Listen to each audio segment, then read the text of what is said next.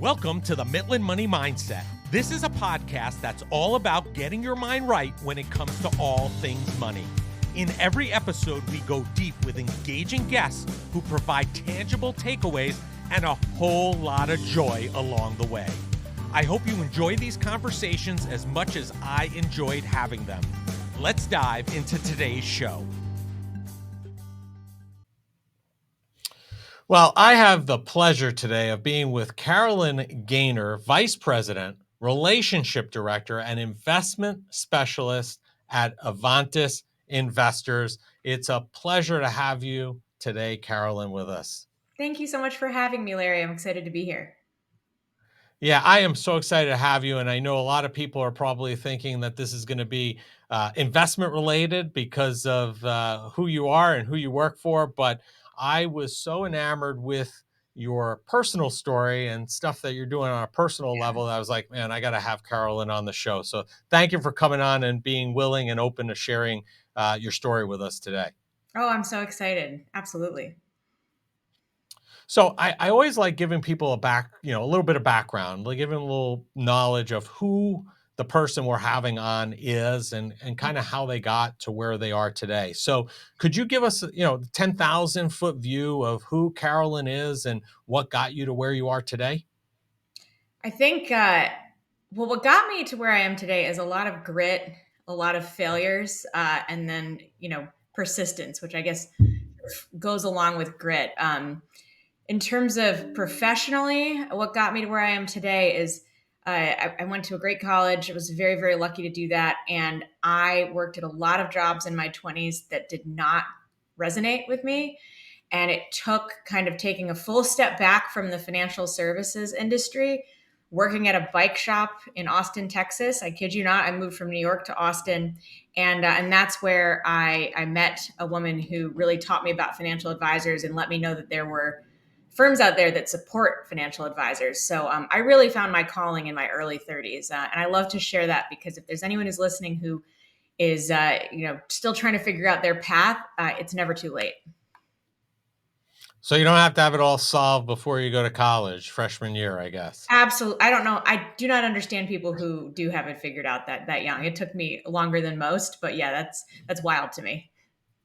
So what type of roles did you have prior to the bike shop and then finding your role here to, where you are today with Avantis? I worked in my early 20s. I was working at a couple of asset managers, a couple of banks, but I sort of made that mistake where you think that if you switch jobs, the next one will be better. But really, you have to look at yourself and think about what you actually want to do and what motivates you before you can make any type of job change. So I definitely made the mistake of moving around too many times. But in my 30s, I joined DFA, Dimensional Fund Advisors, and was there for 6.5 years. And I loved the work I did there. But when Avantis Investors launched 4 years ago, I knew that was the place I wanted to be. And I focused really, really hard on getting a job there. And it's been a fantastic almost 3 years. So I'm super grateful to have had the roles I've had. Awesome. So, one thing that I understand from what I've seen you speak about is that sports have played a major part in your life. And I think that's not really uncommon to a lot of people in the finance profession in, well, I guess a lot of different roles, right? I think anybody who's an athlete, it ends up playing a big part in their life. Yeah. How do you think sports have shaped who you are today? And maybe share what sports. Absolutely. And, I think one of the mistakes people make, I don't even know if it's a mistake, but it's so easy when you start working to sort of give up on your hobbies and the things that bring you joy outside of work. So one of the reasons I really enjoy being on podcasts, especially, is sharing that you don't have to give up yourself outside of work to be successful. And I don't think I would be successful in my professional life if I hadn't continued, competing outside of work, which I really have since I began doing sports when I was younger. So probably the sport we'll talk most about today is triathlons. And I've been competing in triathlons for 23 years. I'll be 40 in December, so it's been a really long run. And it's so that's a swim followed by a bike and then a run. That's the general the order of the sports. But I think what people who have seen me present before know is that I've done several Ironmans as well, which relates to a specific distance, which is a 2.4 mile swim, 112-mile bike, and then a 26.2 mile run. And I've been racing pretty consistently since I was 23, and I've continued to do so throughout all of the different jobs that I've had, and even since becoming a mom. That is, so I guess, were you a runner, a biker, and a swimmer before putting them all together? Or was it you kind of just set out to go down this triathlon, Iron Man, Iron Woman route? So I was a runner in high school and I played water polo, but no, I was not a competitive swimmer, which is evident if you look up any of my race times from the beginning. But I always loved setting goals for myself. And I watched my father compete in rowing when I was younger. I actually was a rower in college, but it just seemed like a really hard thing to do. And so when I was going into my senior year of high school, I signed up for my first triathlon with the support of my parents. I wrote my own training plan and I completed my very first Olympic distance triathlon. And I even wrote my college entrance essay on what it was like to do my first triathlon. So I should say that, I mean, triathlon has brought so much to my life. I've been doing it for so long, but really, I think having that passion outside of work and outside of school, it pays off in spades. Yeah. What really brought you to the point where you wanted to, or you decided to do that first triathlon? I think I had a captain on my cross country team when I was in high school, and she had done a marathon. And so I knew I wanted to do something like that, which I did end up doing my senior year of high school. But I didn't want to run a marathon that summer because I was going into my race season, which was a 2.5 mile race. But a triathlon seemed like something that was attainable, but hard enough that it would scare me.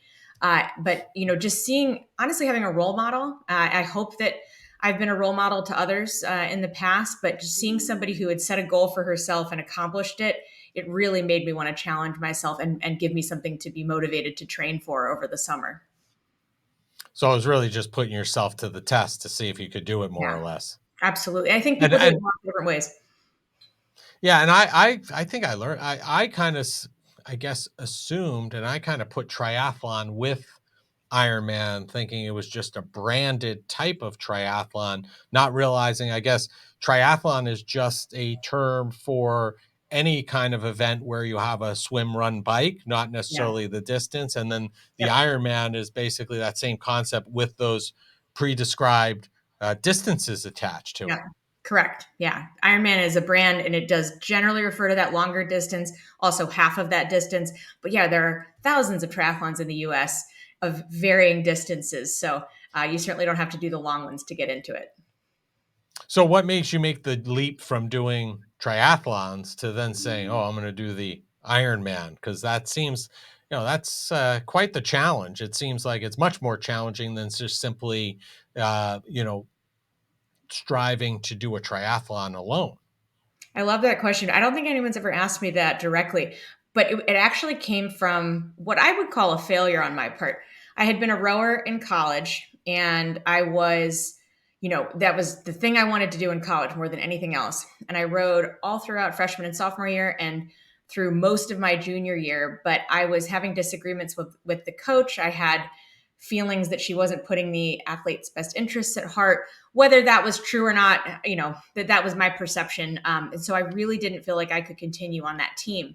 Now, quitting a college sport, especially a D1 college sport, it's a big deal. And I had never been a quitter, but I knew I needed to leave the team. But when I decided to leave, I said, all right, I'm going to sign up for an Ironman because the last thing I wanted was for anyone to think that I had quit this team to just drink or party, which, it's kind of the reputation people who quit, earlier had gotten. And for the record, I don't think that's why a lot of people quit. There are many reasons to quit and it's totally okay. But for me, I had so much pride wrapped up in it that I said, all right, I'm signing up for an Ironman. And I even chose a charity to fundraise for. And it was one of those big, huge goals that was absolutely terrifying to me. And so I basically 6 months after I quit, I did my first Ironman. First and Wow. only solo Wow. Ironman for the record. Oh, that was your only solo? Yeah, yeah. Wow. Wow. And in terms of kind of making that leap and making that challenge to yourself, just out of my own personal curiosity, what kind of lead time do you give yourself to say, "Hey, I'm going to do this Ironman," and what kind of lead time do you give yourself to train to be prepared for If you've never done one, your lead time's a lot longer. So I gave myself about that? 6 months to train, but I actually think that I trained too seriously for 6 months because I got a little bit hurt towards the end. So what I would say is you need to have a good base for, many months leading up. If you start from zero, you need a year.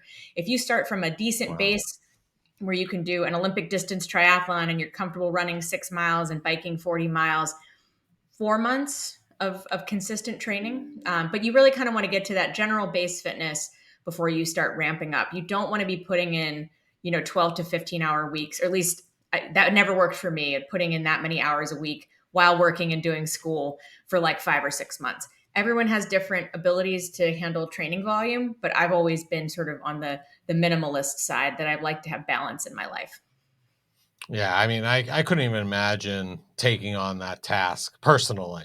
It's just, it seems like it's such a high hurdle, and just seems like, first of all, the swim terrifies me, especially an open water swim.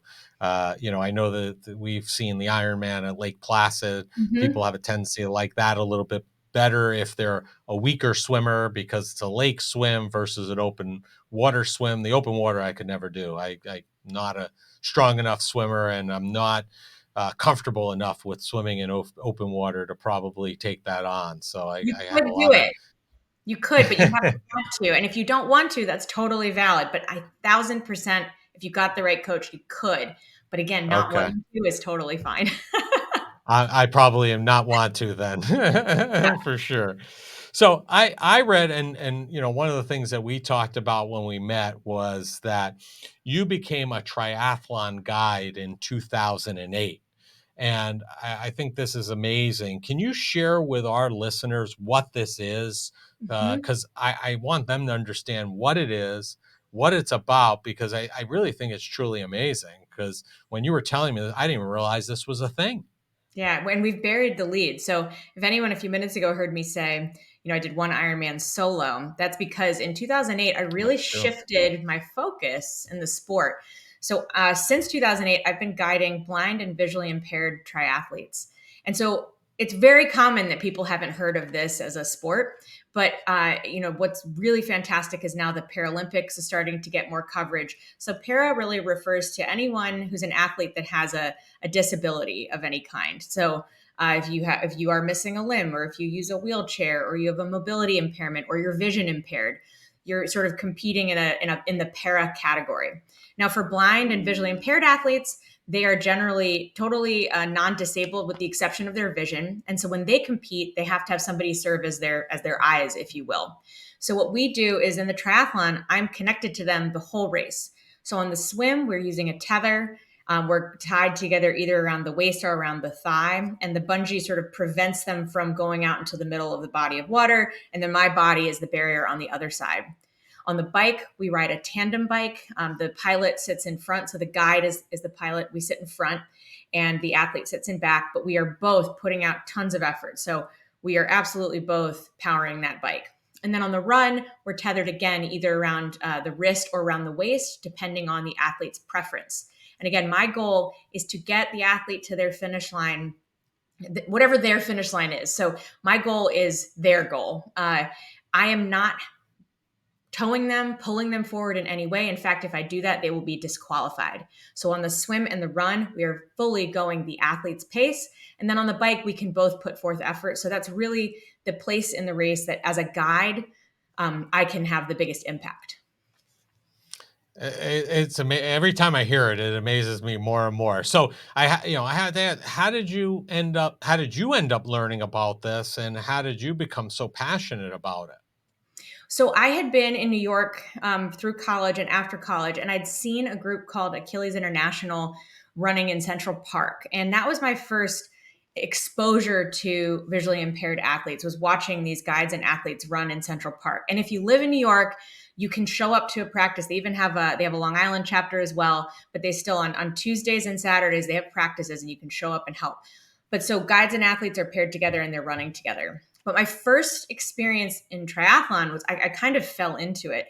I remember I was sitting at my first job out of college in Midtown Manhattan, and I got a phone call from a friend who said, "Hey, there's this visually impaired woman coming into New York to do the New York City Triathlon, but she doesn't have a guide yet. Do you know anyone that can help?" And this was a week before the race, and I still don't know if he was sort of asking me without asking me, or if he really wanted to know if I knew someone. But regardless, I was already signed up, and so I said, "Sure, well, I'll help." But I really got a crash course that week because I'd never practiced as a guide. So my first time really guiding was in that race. And I guess it was something that you felt so passionate about after that, that you kind of continued from that point on?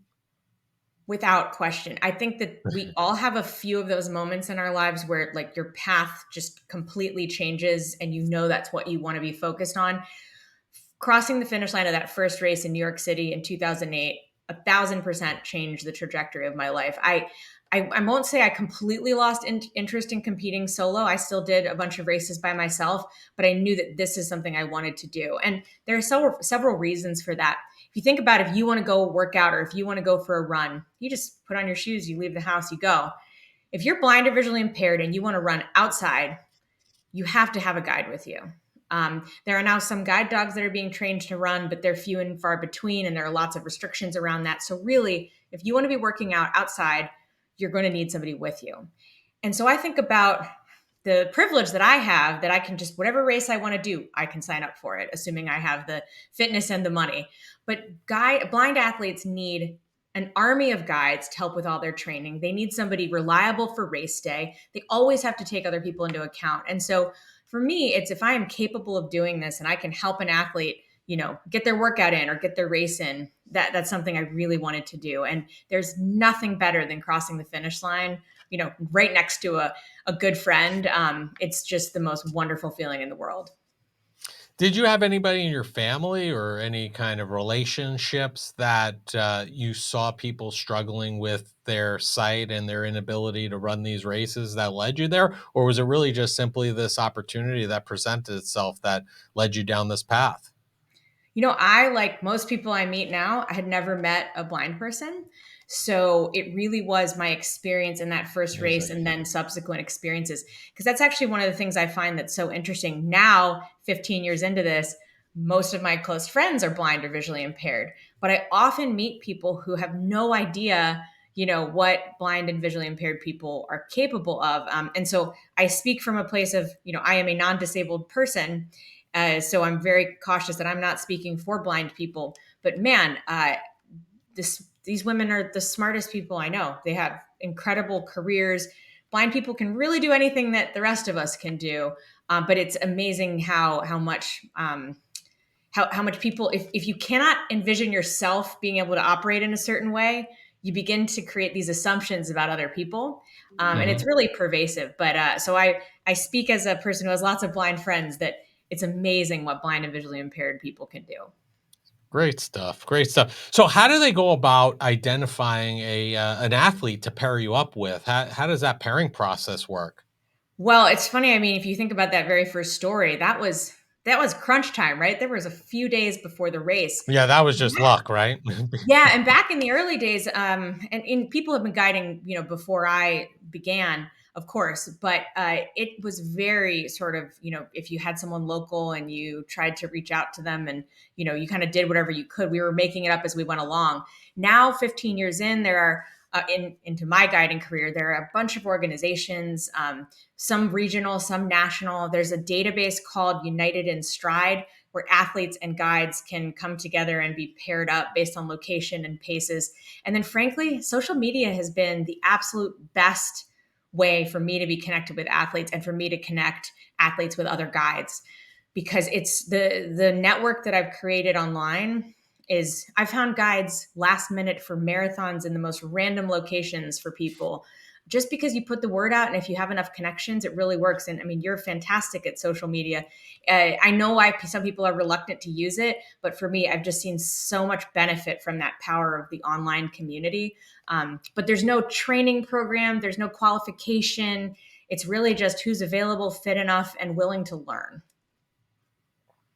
That's great, and you know, I have to imagine that there's a lot of learning that goes on, and you know, you kind of alluded to some of it before in terms of meeting these women who are super smart, educated, powerful. You know, I would imagine that as rewarding it is as it is for them to finish these races where maybe they ordinarily wouldn't have been able to finish without you. I'm sure there's a lot of learning or takeaways for you as somebody who's helping and guiding them. You know, what have you learned through this process of guiding these athletes over time? You know, what have been some great takeaways for you? Well, I think the biggest thing I've learned is that every single person's different. Whenever people come to me and ask about guiding, they want to know if there are, specific things that work for every person, and there really aren't. And so the idea that everything is a relationship, obviously each person I'm guiding, is totally different. We have our own friendship, our own way of operating, but the way we communicate, the way if somebody wants to be motivated or not, all of these things depend on the individual. But I think that relates to everything we do in life, right? I think about your work as a financial advisor. Each one of your clients is going to need a different way of being communicated with. And it's all about what works best for that very specific relationship. So that's something I bring into my work with advisors, my relationships with colleagues and friends. And it's been invaluable. And I've really learned, and I've also, I think, learned how to connect quickly, because there's nothing that makes you get to know someone faster than meeting them and, jumping in the water and then biking for many, many hours at a time. You get to know people really, really quickly. So you learn the importance of being vulnerable and being willing to share and connect. And all of these things make the experience more meaningful. And I think allows us to get to know each other even better. Have you built relationships with some of these folks that you've guided in terms of where you've run multiple times or raced with them multiple times? Is that something that happens pretty often? Oh, absolutely. I mean, in fact, now it's sort of I'll reach out to a friend and just be like, hey, like, what do you think about this race? And let's go do it, because it'd be a fun trip to do together. So that's certainly what it has evolved into in my life. Is these are some of the women I race with are my closest friends, and of course the friendship can and does remain even if we're not racing together. But some people like to go on beach vacations with their friends, and I like to, ask my friends to do Ironmans with me. Yeah, I feel like there's got to be a lot of benefits to being successful in the race itself if you have raced with those if they've raced with you before because you know each other a little bit better, cadence, etc. I guess things like that would allow them to even improve their times over time because of that knowledge, if you will.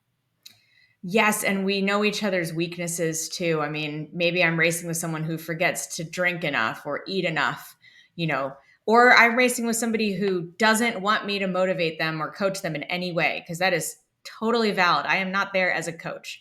Or somebody really wants me to help calm them down if they're freaking out, or I'm in the pain cave and I need them to sort of give me a pep talk, because of course I'm human. This isn't just me helping out in every situation. I've absolutely needed help in situations. So you're totally right that the more you race with somebody, the better it gets.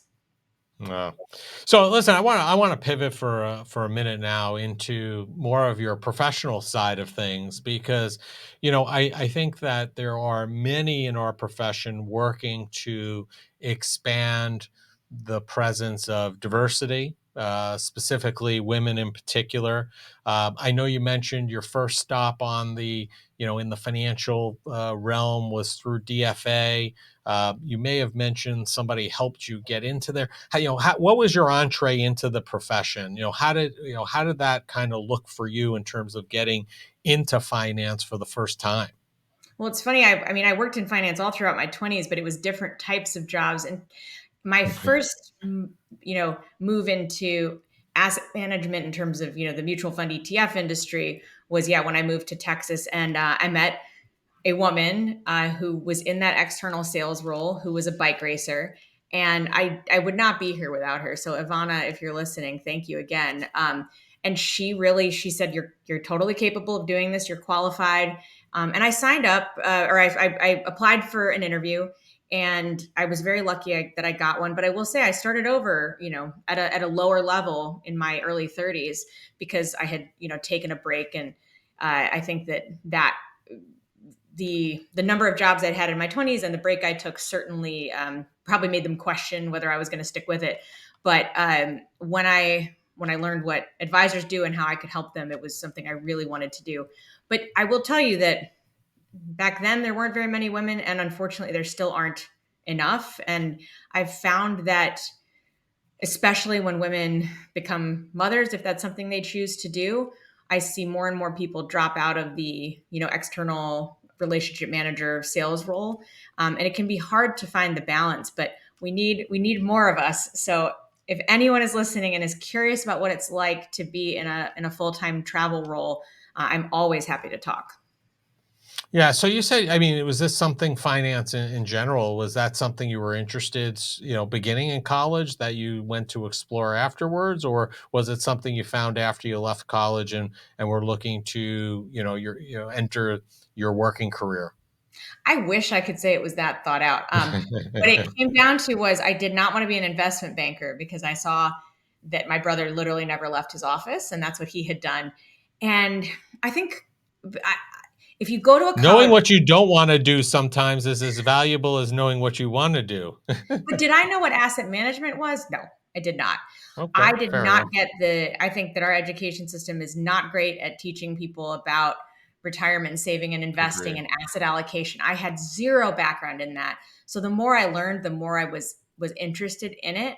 But I really wish I'd had a career center that had better education resources, because I sort of fell into my first job, and then it was through, again, finding new jobs, meeting people, networking as much as humanly possible, that I was able to learn about the different roles and what were required of the employees in each role.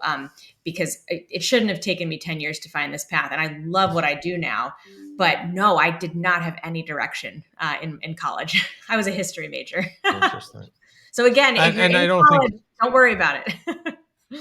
Yeah, and I don't think your experience is much different. I mean, I had a similar experience. Our career center at that time, I don't know how it is today, but it was not extremely helpful to navigating and learning more about different roles. I kind of sorted that out on my own by getting an internship at a big brokerage house and Yeah. kind of getting a job outside during the summer, kind of in a sales role, making phone calls.